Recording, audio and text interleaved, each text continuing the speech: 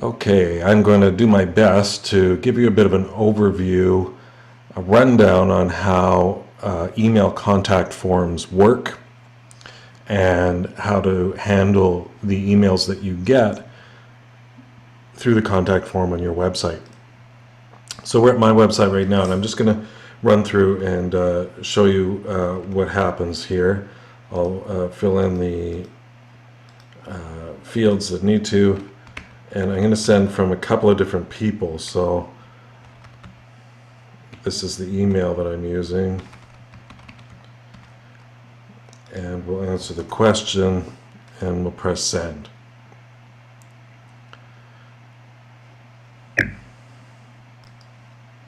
So I'm just going to quickly reset that form, and I'll fill it out again with a different name and different, so we'll call this tester 2, and it doesn't matter what the email is because you can't actually use a fake email.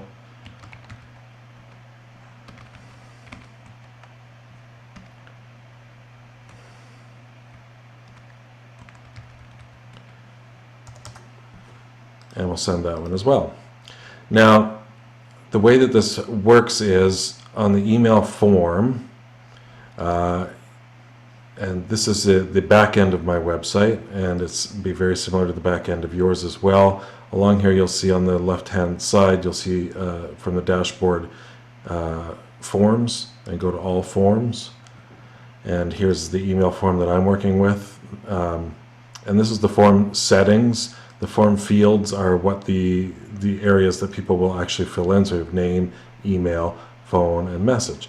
So under email, this is automatically an email address, and then we tell it to use this email address as the reply to address, so that when you get an email from a lead, from a customer through your website, you can just click reply, and it replies to their email address and not the site administrator email address, because under site form settings, you'll see administrator email settings. This is where we've got it.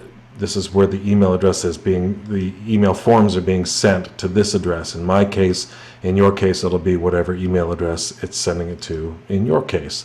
And sometimes that's your Gmail address, and we'll go over that in a couple of minutes. And then the subject line will always be email, new email from, in my case, the Box 9 Design contact page.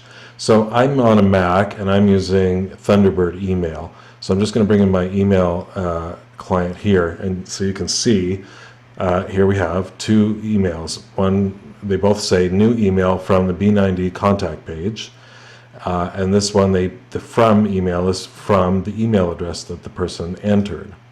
And so you'll see here, and then the submitted values, their name, email, it would also be the phone number if I'd filled that in, and the message. And this can be, 62 paragraphs long. In our case, it's just a very brief email body input, whatever, message, that's what I mean.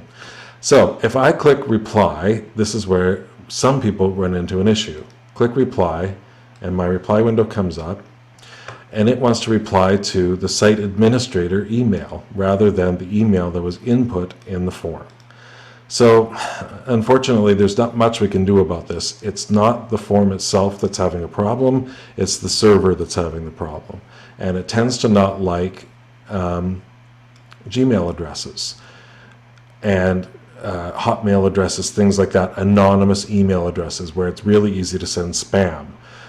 It will be friendlier to an @shaw.ca email address, for instance, because you have to be a verified user in order to get that email address. Anybody can get 62,000 Gmail addresses and use them to send spam or to flame racist comments on YouTube videos and all that stuff. So all the servers, the main servers like Canadian Web Hosting or GoDaddy or NetFirms or Bluehost, pretty much all filter email addresses in this way, so it will default back to the site administrator email. So in that case, you have to just be careful of what email address it's going to be replying to, and if it is that, just come down here and copy, which is Command-C on a Mac or Control-C on a Windows machine, and then Command or Control V, and it'll paste it in there with Command V. Or of course you can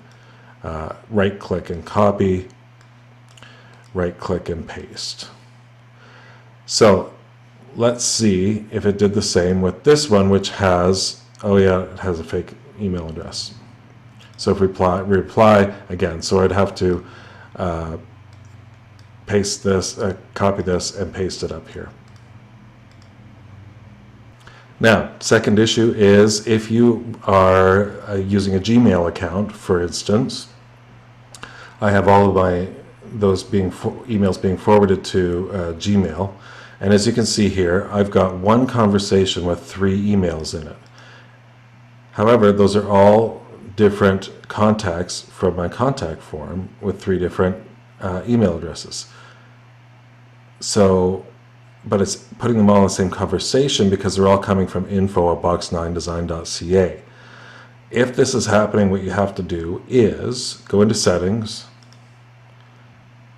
and in the General tab that it defaults to, Conversation View should be turned off. Otherwise, unless you're used to that, you're going to miss emails from your clients. Make sure you go down to the bottom and click Save Changes, and when you go back to your inbox, you've got the different emails separately now, and you can see that you've replied to them, read them, or otherwise, and they're not grouped into that conversation. So there you go, your little crash course on contact forms. I wish it worked differently. If I find out a way to make it work differently, I will change it for you, but until then, this is the way you got to work it.